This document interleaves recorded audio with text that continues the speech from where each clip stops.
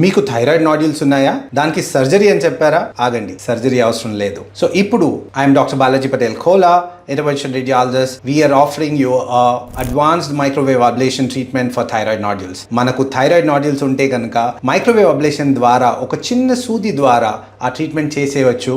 So surgery వల్ల mark పడడం కానివ్వండి, లేకపోతే సర్జరీ వల్ల ఇన్ఫెక్షన్ ఛాన్సెస్ కానివ్వండి, ఇవన్నీ చాలా ఎక్కువ ఉంటాయి. సర్జరీ లేకుండా ఒక చిన్న పిన్ హోల్ ద్వారా మైక్రోవేవ్ అబ్లేషన్ చేసి ఈ థైరాయిడ్ నాడ్యూల్స్ని రిమూవ్ చేయొచ్చు.